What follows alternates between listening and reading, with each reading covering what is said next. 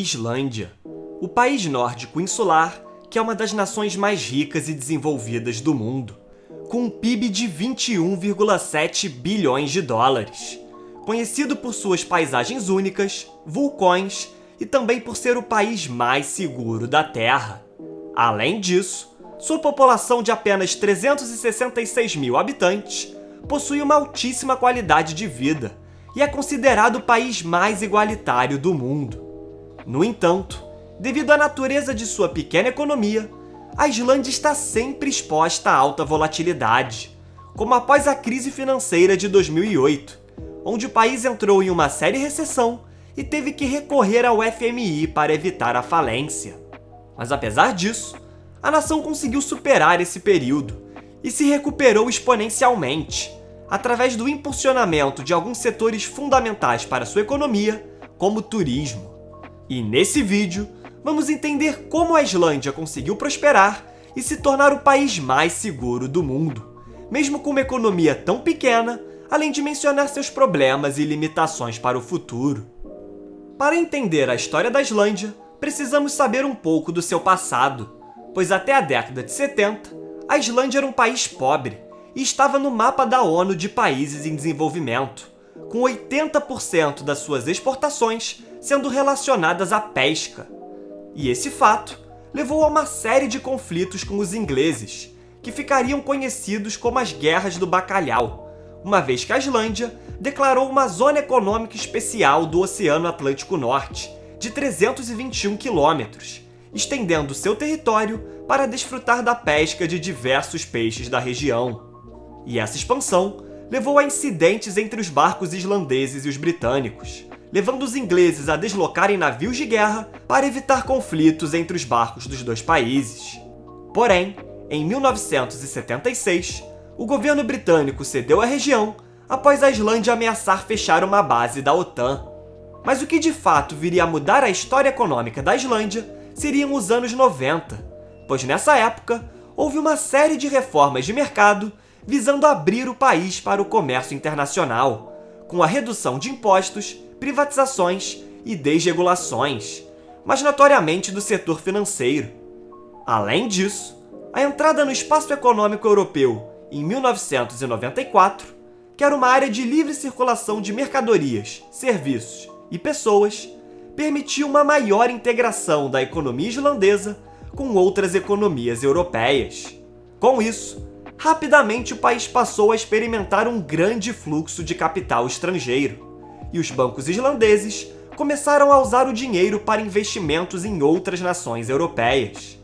Contudo, a maior diferença no caso islandês foi que grandes centros financeiros como Hong Kong e Singapura procuraram facilitar bancos internacionais a terem bases e fazer negócios nesses países, ao invés de possuírem bancos nacionais com pouca experiência em administração bancária. Isso se deve ao fato de que, para atrair dinheiro estrangeiro, os bancos prometeram taxas de juros mais atrativas, e esse fluxo de dinheiro estrangeiro permitiu os bancos a investirem o capital em ativos internacionais. Durante um tempo, esse modelo funcionou, com o país crescendo em média 5,1% ao ano entre meados da década de 90 e 2007, alcançando a alcunha de o Tigre Nórdico e a quarta economia per capita mais rica do mundo. Entretanto, os problemas eram evidentes, pois com o natural aumento no fluxo de dinheiro, a moeda se torna mais desvalorizada, gerando inflação. Mas nesse caso, a demanda internacional pela coroa islandesa estava tão alta ao ponto de manter o valor da moeda. Para se ter uma ideia, a moeda dobrou de valor em relação ao dólar entre 2003 e 2008, mesmo com 300% a mais de dinheiro em circulação nesse período, tornando-se a moeda mais sobrevalorizada do mundo. Outro problema era que o tamanho da economia islandesa não permitia uma grande crise financeira como em 2008, pois os 3 maiores bancos islandeses tinham ativos com valor 10 vezes maior e uma dívida 8 vezes maior do que o PIB islandês. E com a grande recessão de 2008, os bancos islandeses, que já estavam muito endividados, se tornaram incapazes de refinanciar suas dívidas, e seus ativos perderam todo o valor. E assim, a economia da Islândia entrou em colapso, e a bolsa de valores caiu em 95%, o PIB se reduziu em 10,5% em 2 anos, e o valor da coroa islandesa caiu pela metade. E para uma economia que depende das importações para boa parte dos alimentos, essa desvalorização da moeda levou parte da população a estocar produtos e fazer fila para receber ajuda alimentar. Esse colapso financeiro não pode ser subestimado, já que em relação ao tamanho de sua economia, esse colapso foi o maior da história mundial. Porém, em vez de adotar a solução de boa parte dos países durante a crise de 2008, do famoso conceito de grande demais para quebrar, ou seja, salvar empresas que são essenciais para a estabilidade financeira do país, os islandeses adotaram o conceito de grande demais para salvar, tendo em vista que o governo da Islândia não tinha como resgatar seus bancos, pois se tornaram muito maiores do que sua economia, e assim, permitiu que os 3 maiores falissem. Naturalmente, nessa situação muitos países iriam declinar e demorar muitos anos para se recuperarem. Mas em apenas 3 anos, a economia da Islândia já começou a se recuperar, e no ano de 2017, ultrapassou o PIB pré-crise de 2008. Nesse contexto, surge a questão de como o país se recuperou desse período tão complicado. Um dos motivos foram as medidas para revitalizar o setor financeiro, estipulando controles de capital para estabilizar a moeda e pegando um empréstimo de 2,1 bilhões de dólares com o FMI para restaurar seu setor financeiro. No entanto, o principal motivo foi que, graças à sua moeda desvalorizada, as exportações foram muito alavancadas, e no caso islandês, entrar em evidência ajudou a impulsionar o turismo, seja pelo futebol ou pela série Game of Thrones, que foi gravada no país, com um aumento em 80% da quantidade de turistas anualmente entre 2010 e 2018, atingindo 2,3 milhões de visitantes, cerca de 6 vezes a população local. E esse setor foi fundamental para recuperar a economia da Islândia, representando hoje 8% da sua economia. Além disso, é válido mencionar a alta disponibilidade de recursos naturais. E no caso da Islândia, não é o petróleo ou o gás natural, mas sim as 130 montanhas vulcânicas na ilha, além de uma extensa quantidade de rios glaciais. Essas 2 características são fundamentais para prover energia geotérmica, através de usinas de energia que usam o vapor extremamente quente da água geotérmica para gerar enormes quantidades de energia, através de hidrelétricas, fazendo do país uma referência em energia renovável, sendo responsável por 99% da energia produzida na Islândia. Outro fator importante é que a nação é de longe a que mais produz energia per capita do mundo, produzindo 54 megawatts por hora.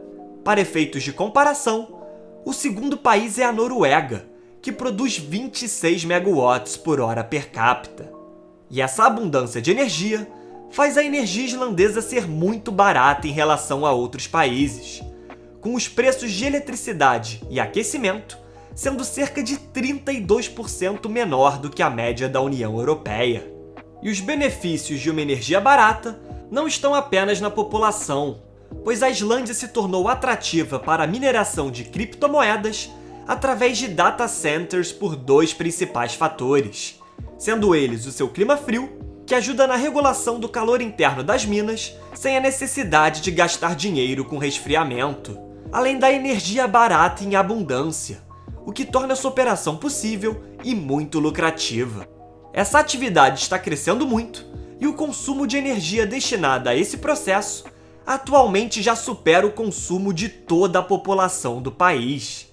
Além disso, o setor industrial é outro beneficiado, principalmente pela fundição de alumínio, que é um processo que demanda um alto gasto de energia, fazendo diversas empresas estrangeiras abrirem plantas na Islândia para gastar menos com energia, tornando-se a indústria pesada mais importante do país e o 10º maior produtor mundial de alumínio.